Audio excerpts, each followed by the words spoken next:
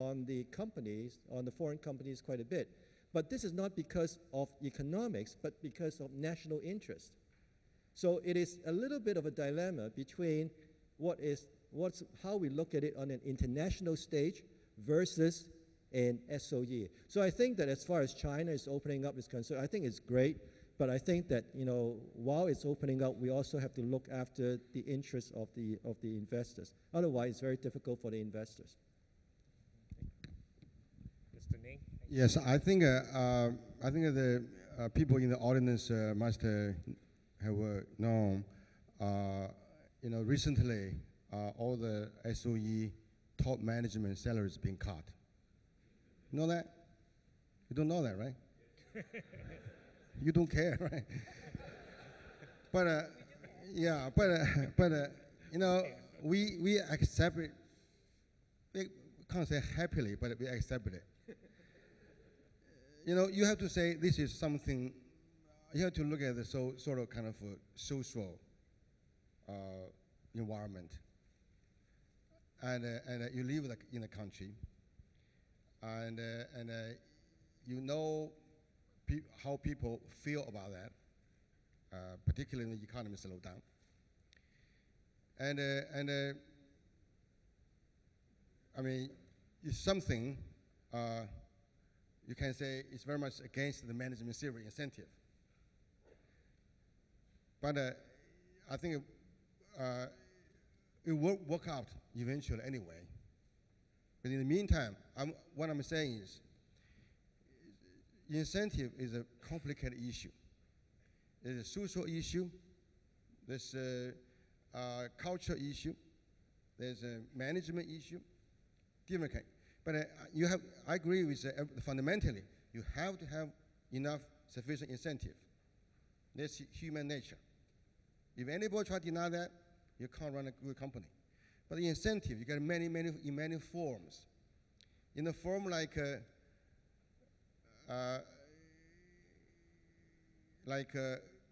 let's say, it's not only money. How about give you a sort of reward, some other kind of give you a sort of you become the hero of the company or something, but no money. You don't like that, right? But there are cultural incentives. In COFCO, I talked to a lot of everybody almost in the senior level. So about the incentive, how about the salary, the income? I find there's a turning point there. The turning point means they have to have enough money to buy a relatively good flat or something, a good car, and a holiday, and their kids have to go to some school to study, and they feel they don't have to bargain every day in the supermarket or something. So from there, you got a more spiritual kind of incentive in the company. This theory may not apply to Hong Kong, okay? But again, you get this. So incentive-wise, I think you get many forms. How about a mission? You got to believe. You got an incentive. I mean, but in the meantime, for incentive only in the company, you have to have a strategy, have a target, have a evaluation system. In COFCO, every year, our most difficult meeting will be the whole decided bonus. We take 3 days, we're fighting with each other. Sometimes people don't speak to each other because of their meeting.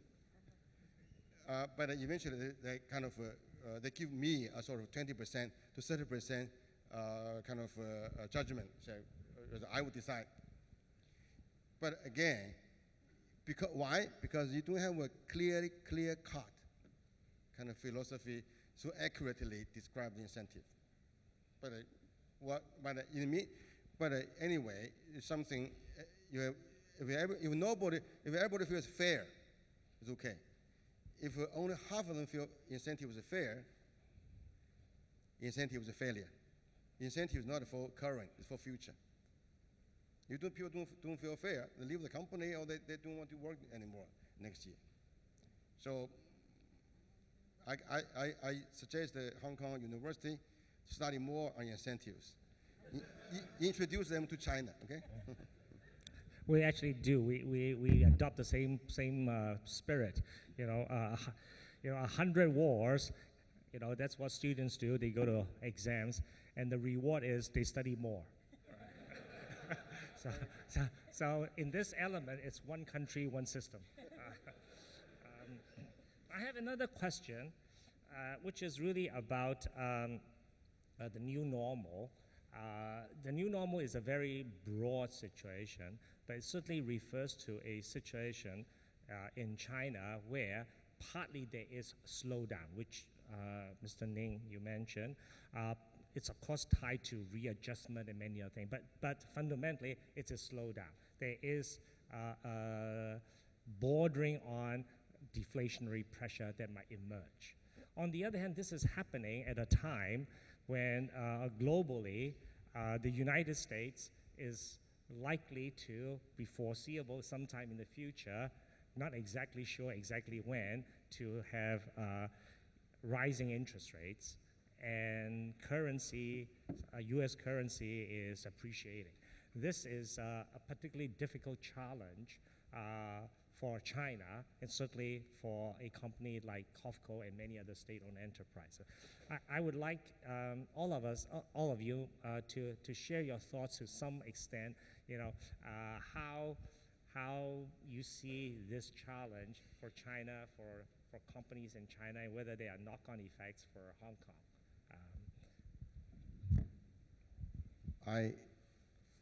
I think the whole new normal means the previous way of growing the economy is not working anymore. What is the previous way? Previous is a lot of investment to build. I quote only the soybean crunching capacity being built. But I tell you on the other areas like steel mills, like even coal mining, different kind of thing, even worse. Because I have to say the so-called innovation was not enough in the past. So people just repeat. What do you want to do? I just do it again. We got this food packaging business in Sichuan province. We were doing very well in the last 10 years. But we actually cover the whole market. But somebody coming in, I want to build again. You making money? I will do that. 3 of them followed. Now we get 4 times of capacity. We cut through. Nobody of us making money anymore. So this is the way. I don't know whether it's I have to say, less few foreign companies do this. I mean, I don't know what Chinese kind of try to overbuild immediately, overbuild everything. So you say new normal, we have to change the way of growing the business. You don't repeat. You don't do identical things for others. You have to know if you don't have a need in the market, you don't have to invest. This is something very simple, but takes time to learn.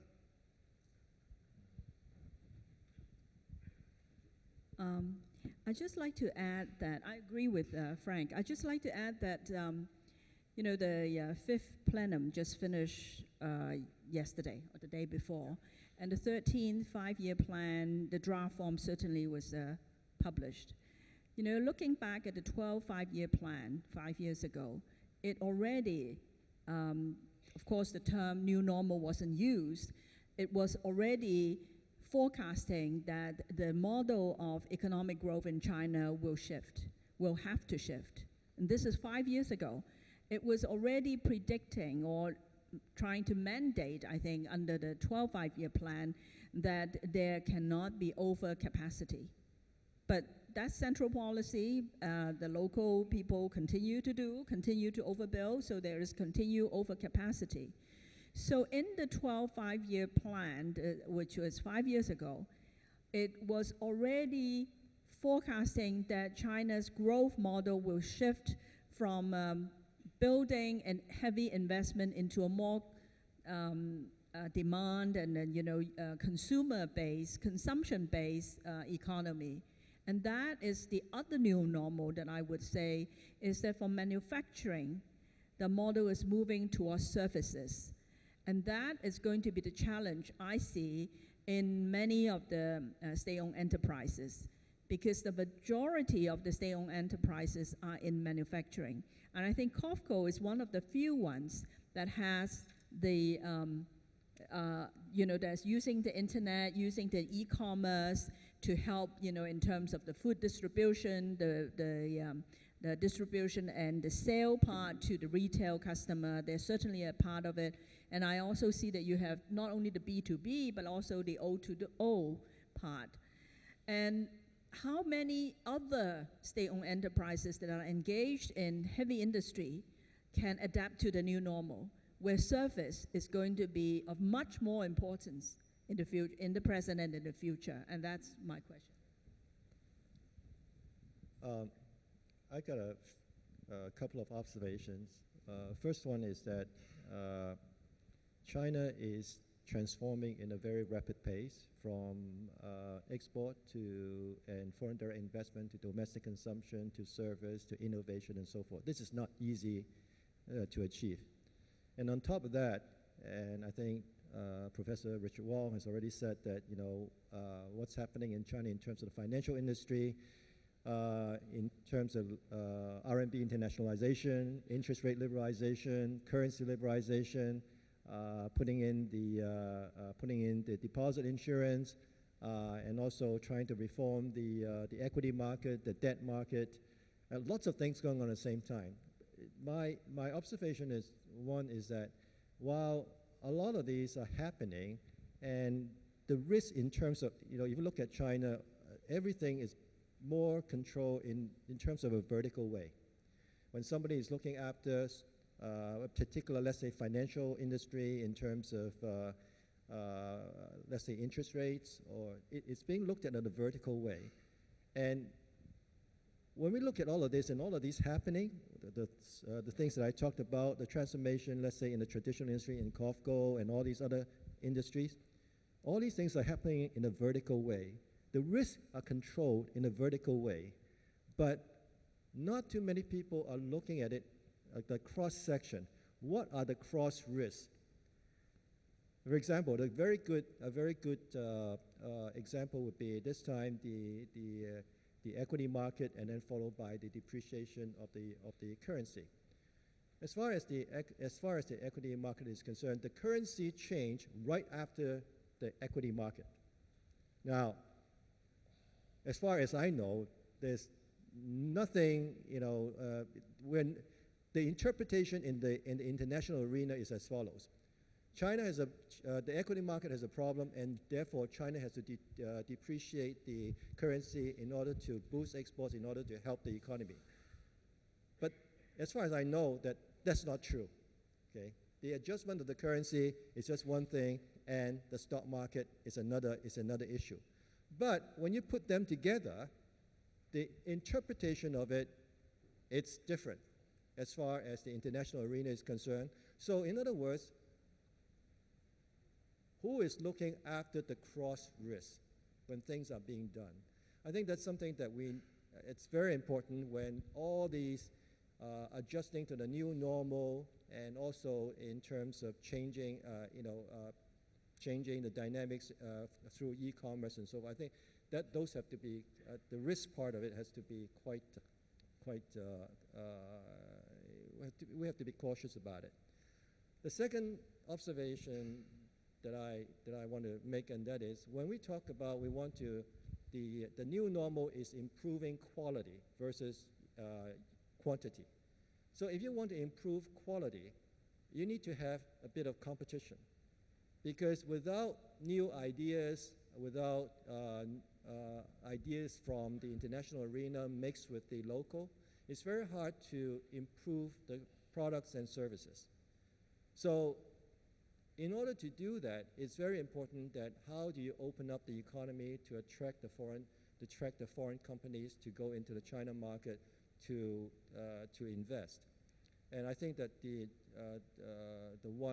Ngzhongqun, the plenary, is talked about opening the market.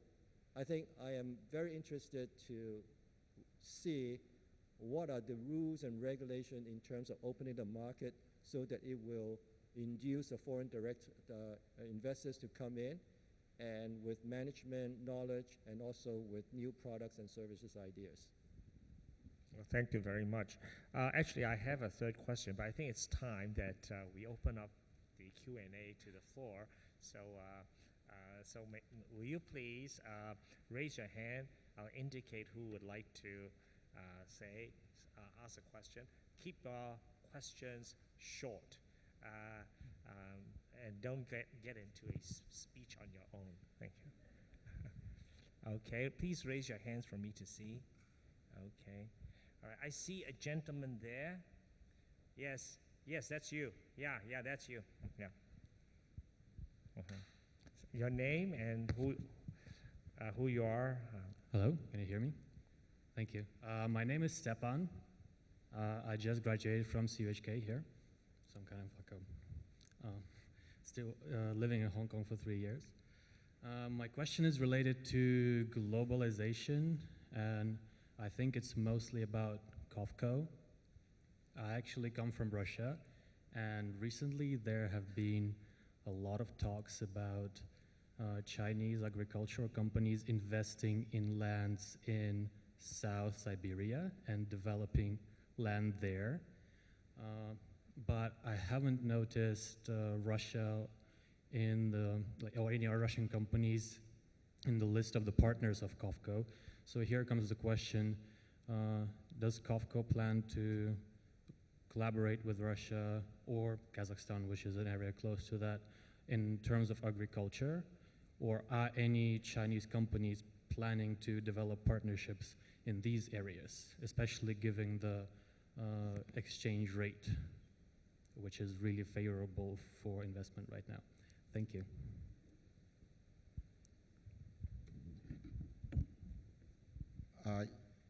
What you said is true. I think that there are Chinese companies, including COFCO, looking at the agricultural opportunity in Russia, including land. But I have to say land is a very sensitive issue. You get a small garden, useless to us. If you get too big piece of land, become very political. So I think we are still working on this possible kind of treaty between the country, whether there is a possibility of agricultural opportunity, particularly in the Far East area of Russia.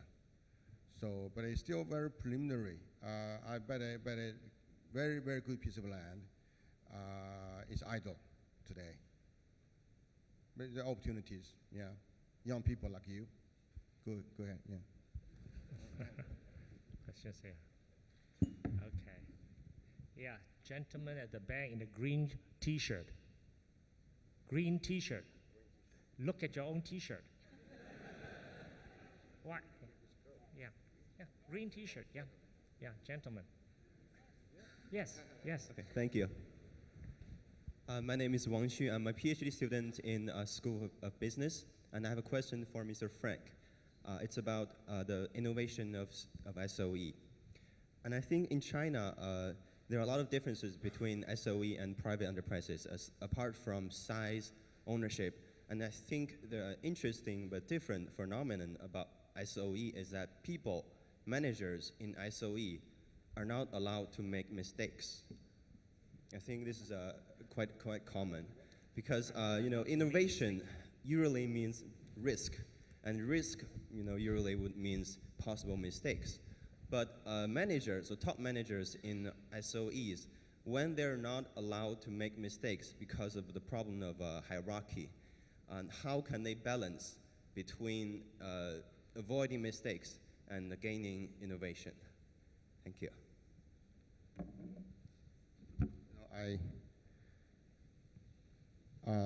Some of the people come to me and say, Mr. Ling, does COFCO do venture capital investment?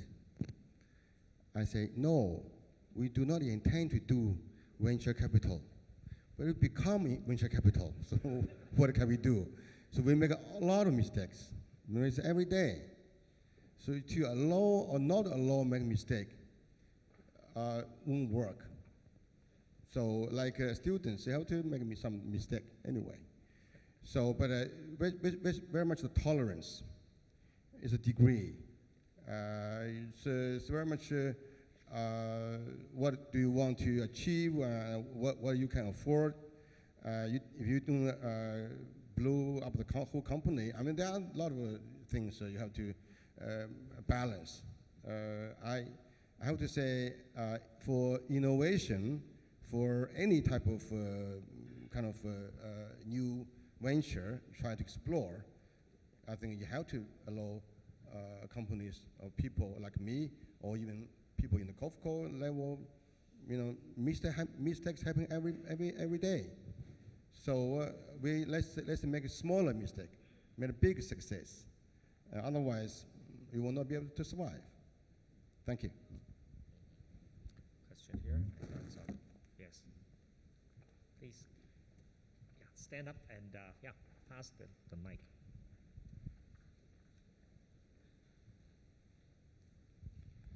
I'm Julius Lau, an alumni and then corporate executive. I would like to have a question for Mr. Ling. When Mr. Ling talked about your internet business and your two websites, how do you see these business growth in 5-year time? Thank you. Good question, all the shareholders ask me from this. 5 years, COFCO get a few business, but let me focus on the core business, focusing on the agricultural, trade, and the food business. We try to build a company as a global full value chain company based in China, supply China, but cover much more areas than China. So we try to build a company. We can originate from either from Russia or from Brazil somewhere. We can use our own facility to provide all the logistic service into the country we try to deliver, either it's China, India,